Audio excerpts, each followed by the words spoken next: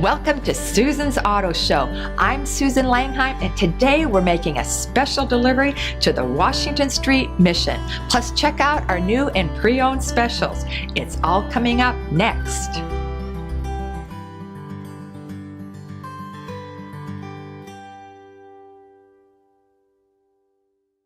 I'm here with David, the director of the Washington Street Mission. Hi, David. Hi, Susan. How are you today? Great. It's so great to be here. We have a special delivery. Last month, we had the Girl Scouts out at Friendly Chevrolet in Hondoville, Illinois, and for every box of cookies they sold, we bought, and we have them in the back of this Tahoe for all the folks here at the mission. Wonderful. Thank you so much, Susan. So let's go and get them and bring them inside, and we'll take a tour of this mission. So stay tuned. We'll be right back.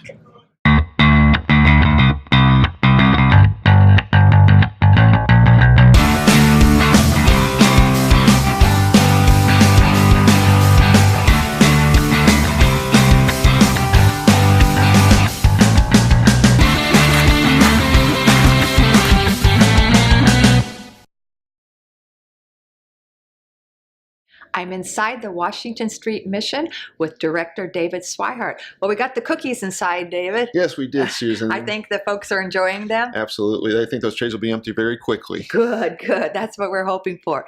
We're inside. Which room are we in right now? We're actually in the room called the parlor. This room has been used over the years for a women's Bible study, and we're actually looking to transform this room in the next year into a computer lab and a meeting office. Nice. Well, this inside is really deceiving from the outside. There's many, many different rooms, and we'll take a little tour in a bit. But you have how many people coming through the doors on average a day? Most days we have at least 200, possibly as many as 300 some days. Now, how do you keep count of this? It's really a cute way.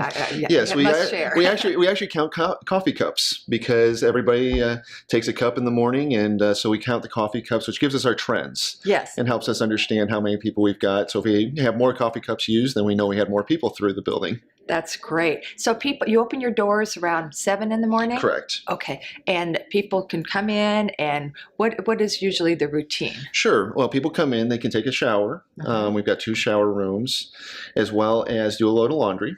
They can get a cup of coffee. They can sit, and a lot of them will sit down and socialize, read a book. We have a little lending library that we give out books to our guests. On Tuesdays and Thursdays, we give away clothing. On Tuesdays to women and children, and on Thursday to men.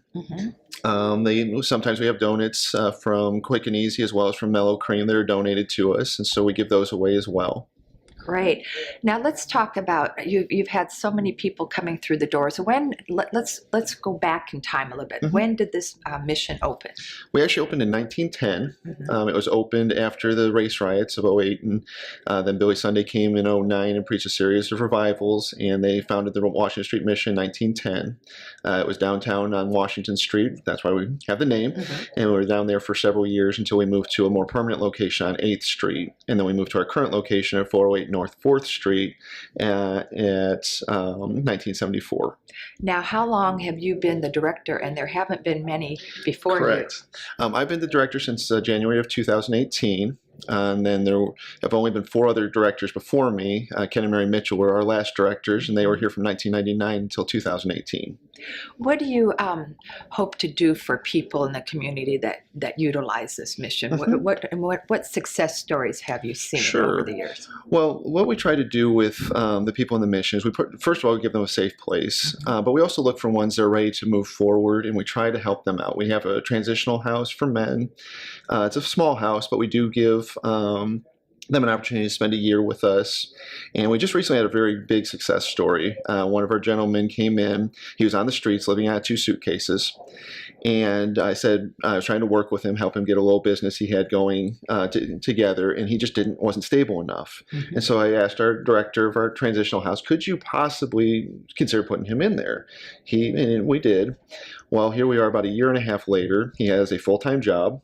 He just moved into his apartment at the beginning of February, and he just paid his first month's rent this month. Oh, that's And so, fabulous. yeah, but we're very, very proud of him, and we're so grateful for everyone who's helped make that possible. We've got a young couple that helped him from a church in town, a business owner who gave him a chance, and just so many hands helped get him where he is.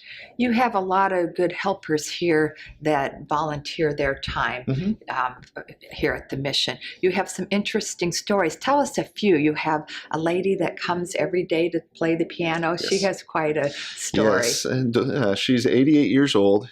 She's been coming to the mission for years and years and years. Her husband, before they were married, actually preached his first sermon at the mission. And so she's a very faithful volunteer, and we're grateful to have her. We have another gentleman who is into bikes, and he noticed we had so many bikes around the mission, and so he helped get a bike stand and sits back there 4 days a week and repairs bicycles for people. That's fabulous. Oh yeah, we're so glad to have all of our volunteers. David, share your wish list with us. Sure. One of the things we always need is coffee supplies. We go through 140 pounds of sugar every week, so we're always needing sugar. We go through almost 2 cans of coffee every day, so we need coffee, creamer. We go through two to three big powdered creamers every day. We also use hot chocolate and tea and give hot drinks. So those are some of our basic needs. We're always in need of clothing, especially men's clothing. Men's clothing of all sizes. We just can't keep it on our shelves because we got a lot of men that come through looking for a pair of jeans, a pair of coveralls, looking for T-shirts and things. And so we always can use men's clothing. We do take women and children's clothing as well, and we usually have more of that. But we definitely take all of those things. So those are some of our biggest needs. We also give away personal hygiene items, feminine hygiene products, shampoos, body washes, and those things. And so those things are definitely on the top of our wish list. You can actually go to our website. We have a complete list of donations, www.washingtonstreetmission.org, and you'll find our donation link, and we have our full list of donations there. Great. What about, do you need more volunteers to help out? We can always use extra people because with 200 to 300 people coming through our doors, we can't connect with everybody. So when we're thinking about volunteers, we're always looking for people who can sit down and have a conversation with people, get to know them. And the gentleman I told you about before, that his story started with a couple of volunteers taking an interest in his life and starting to invest in him. That's just wonderful. So you do such fabulous work here. It's such a pleasure to be here and to meet you. And for more information about the Washington Street Mission, go to the website. And can they call for information? Absolutely. Okay. You can call the mission. It's 217-544-9011. Great. Thank you so much for being on the show. Glad to be, Susan. Thank you so much for being here today. We'll be right back.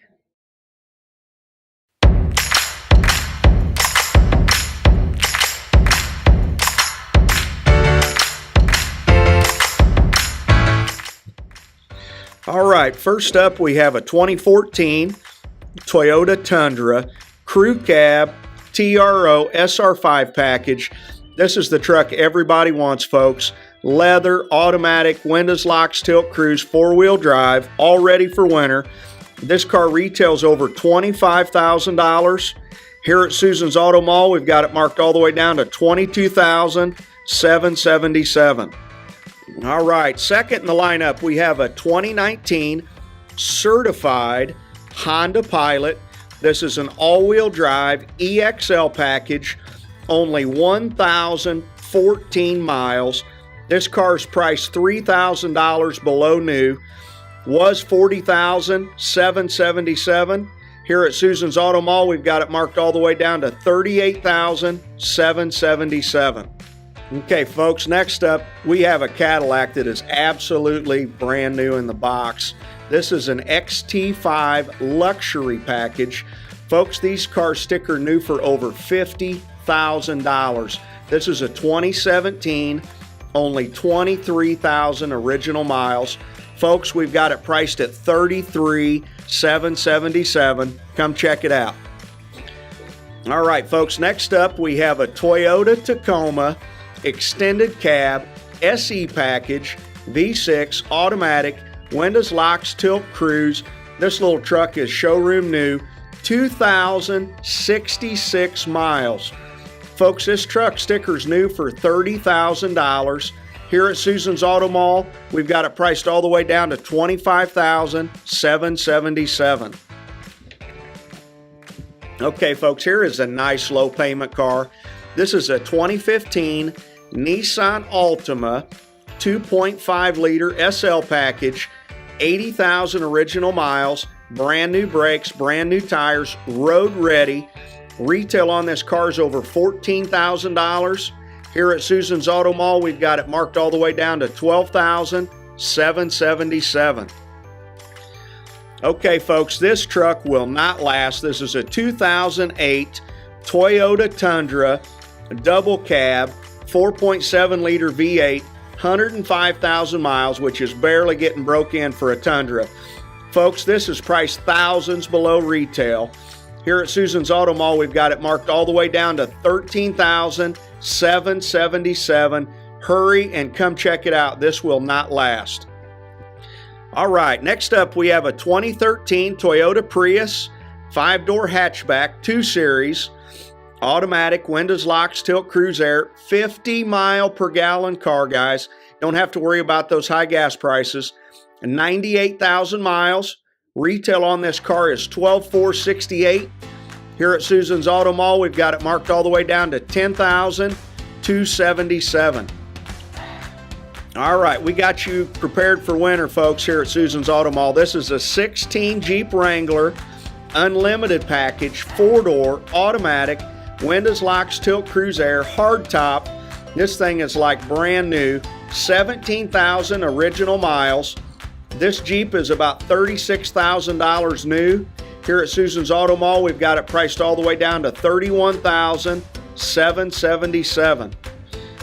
All right, next up, folks, we have Susan's Pick of the Week, 18 Honda Civic Sedan LX package, 44, yes, folks, you heard me right, 44 original miles. Car is brand new. This car stickers for well over $20,000.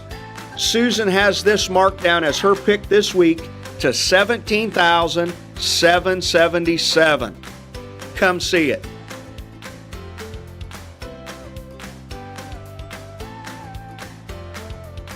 All right, now over here at Chevrolet, first up we have a 2018 Chevrolet Cruze LS package, automatic, 16,178 original miles. This is one of our certified pre-owned vehicles.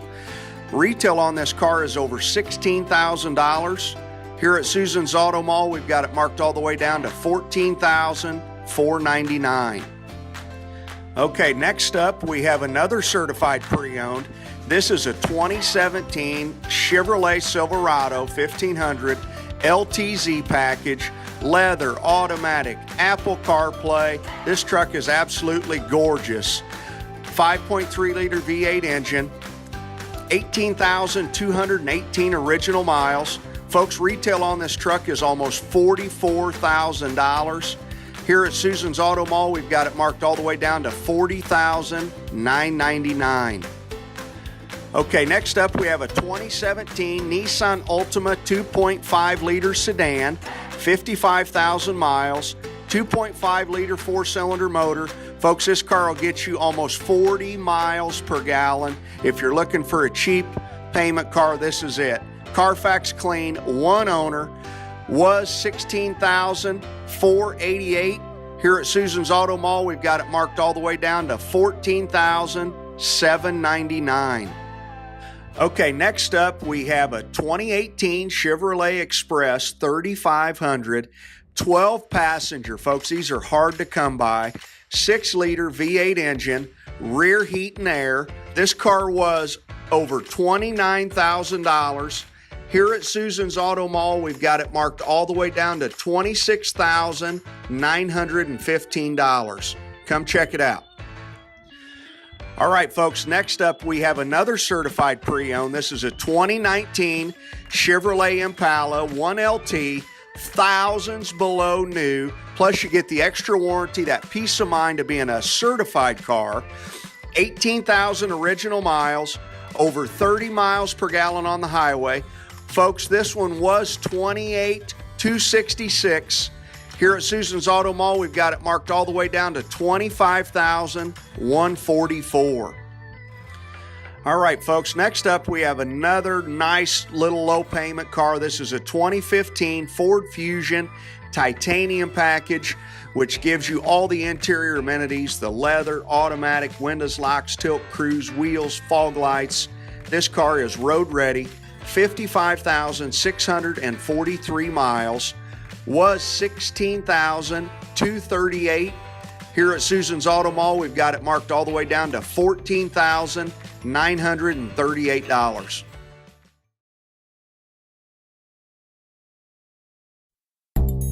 The all-new 2019 Chevrolet Blazer is both sleek by design and stylish by nature. With a standard 2.5-liter four-cylinder or the available 3.6-liter V6, we can assure you there will be plenty of power underneath this hood. The class-exclusive Cargo Management System allows you to store your belongings without them shifting while driving. The interior is designed off of the Chevrolet Camaro, which gives you a sporty feel, yet the utility of an SUV. With available safety features such as adaptive cruise control, forward collision alert, and the rear view camera mirror, you can be sure you're getting one of the safest vehicles on the road.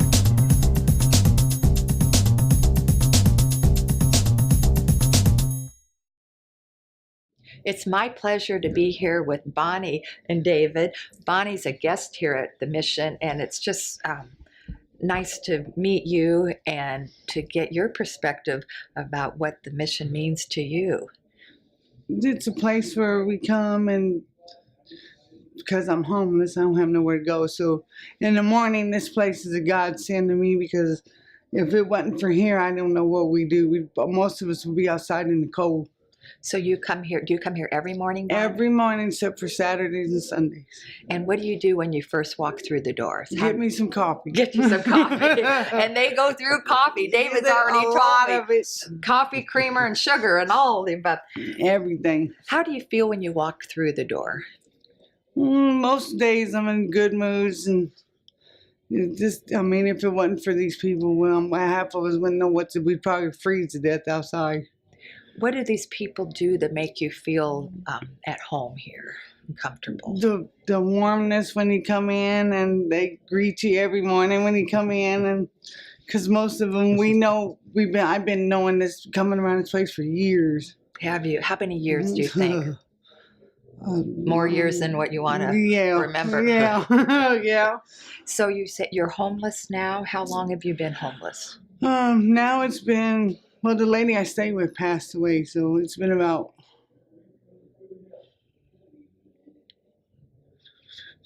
about 8-9 months. 8-9 months. Yeah. How do you handle this in these cold winter days? We almost freeze out here. Where do you go? After this closes, we go to the bread line, and then from there we go find somewhere else to go. You just have to keep jumping from place to place, and it gets a little annoying at times. So you do this every morning? Every day, the same thing, every day. Do you have friends here? No. No. No.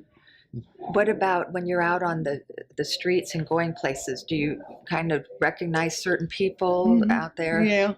What do you think you should tell viewers watching this that know nothing about, can't even imagine, comprehend being homeless?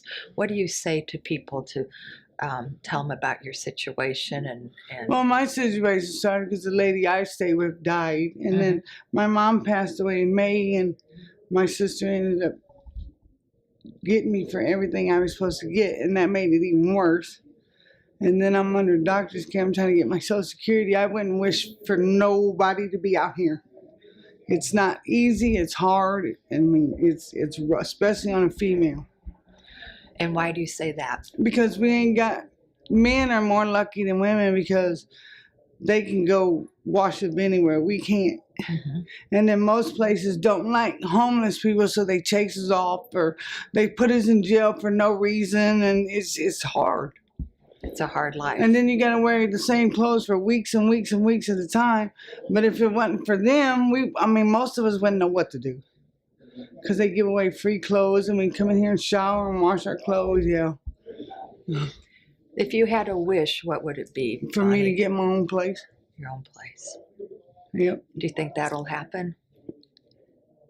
Yeah, I really do. I believe it's going to. I sure hope Because so. I'm waiting on Social Security, and as soon as they approve me, I'm going to go get me a place. I can't do this. I've been doing this for almost 9-10 months, and it's not fun. No. Especially in this out here in this cold. And then at night, I stay at SOS, and we don't get in till 5, and we have to stand outside for hours to wait to get in. And hell, Don't wish this life on I anybody. wouldn't wish it on nobody. So if anybody, whoever's got a job, whatever they get, just keep doing what you're doing, because it's rough out here. Really rough. You're a nice person, Bonnie, and thank you Thank so you. much for doing this. You're welcome. Appreciate it. Best of luck to you. Thank you. We'll be back. Welcome to the Friendly Auto Show. I'm Susan Langheim, and today we are discussing safety in your home and on the road. Stick around.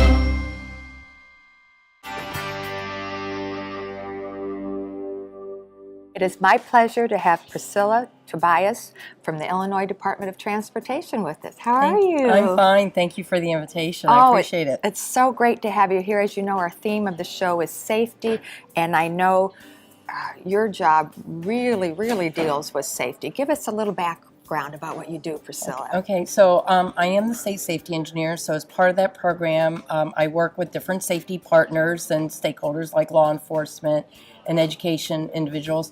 But we look at the roads and how we can make them safer, and that deals with guardrail, pavement markings, signing, but make the road safer, but also to reduce the frequency and severity of crashes. So if you do have a crash, how can we make it such that you don't get hurt or not as bad? That's a big job. You have. There's a lot of people involved. It's really important on collaborating or partnering with our various different stakeholders. Let's talk about in the summertime approaching. There's always a lot of work zone areas.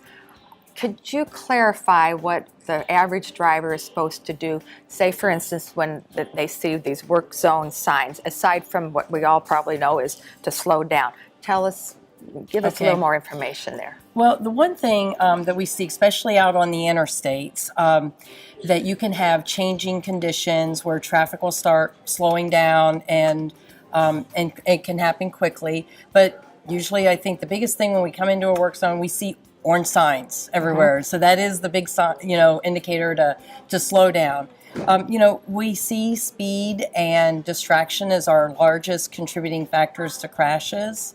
And so as you're coming into a work zone, the biggest thing is to be looking out for what's going on, the changing conditions, traffic slowing down. There may be some lane drop-offs, barrier. So you need to slow down, get into the proper lane. Don't wait till the last minute, and then obey those speed limit signs. It is illegal to be on your cell phone, to be texting as you go, anywhere, but definitely through a work zone. You think about a lot of things can occur, and you have workers out there, you have equipment, and as I mentioned, the lane shifts and drops and things, and so that's where your undivided attention is critical. Absolutely. What about if you see these signs out, the yellow signs, but it's a time of day when the workers aren't there? What are the rules during that? So for this, like the speed limits signs, because I know that's a question we always get. When workers are not present, do I have to obey the speed limit? And yes, those black and white signs are regulatory. And so if the speed limit is reduced and posted at 45 miles an hour, then you are required to reduce your speed to that speed. And if you don't, that can result in a $375 ticket if it's your first one, and $1,000 if it's your second. And really the goal is not to issue tickets. It's about voluntary compliance of the speed limit. We want motorists to slow down. So regardless of daytime, nighttime, and even around here, we've had nighttime construction going on I-55, and had pavers out there and a lot of workers, and so you might not expect that type of construction, but it is actually going on sometimes. How safe do the workers feel out on these roads? You know, I think they're in a high risk job. You know, they have, we do get workers that get hit, and unfortunately we have some every year that are killed. And so I would say that those workers do feel like that they are, as I said, at a higher risk. And you know, and I think their biggest thing is that they see motorists that are on their phone, that are not paying attention, that are speeding, not obeying like the flaggers when the flaggers are telling people to move over or slow down. And so those are the things that we try to communicate out to the public. The one thing I think that most motorists probably don't realize is that 90% of our work zone fatalities are actually motorists. So they are more at risk of, you as a driver, more at risk of being killed or injured in a work zone crash. And so that's really, you know, and as I mentioned, the changing conditions and high-speed rear-end crashes are huge as far as the frequency of those. So it's so important for all people involved, not only the workers, but also the drivers, and just to have, I mean, it must be so frustrating for workers to see, you know, these cars zoom by or somebody on the cell phone, as you said. I mean, it's just common courtesy and respect for these people doing their job. Right, you're exactly right, and that's the thing. Our goal is that everyone, whether the worker and the motorist, that they make it to their destination or home safely at the end of the day. And so that's really what our whole work zone safety program is. It's like, how do you get the motorists through the work zone quickly and safely, and have the workers be able to do their job safely. And we work with law enforcement to enforce those laws. There are move over laws. There are hit a worker law.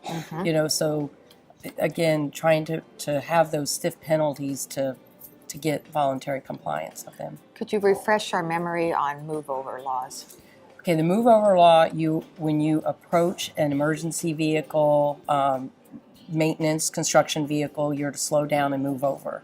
And, you know, if you can't move over, then you're at least supposed to slow down and proceed with due caution. But the key thing is to slow down, move over, so that you can yield the right of way, and then you come back over. And so we've really worked closely with state police and with our industry partners to get that message out. And we'll do enforcement details with that. And, you know, and that includes our maintenance trucks that may be out there picking up debris or doing striping or other type of maintenance activities, but also fire, police as well.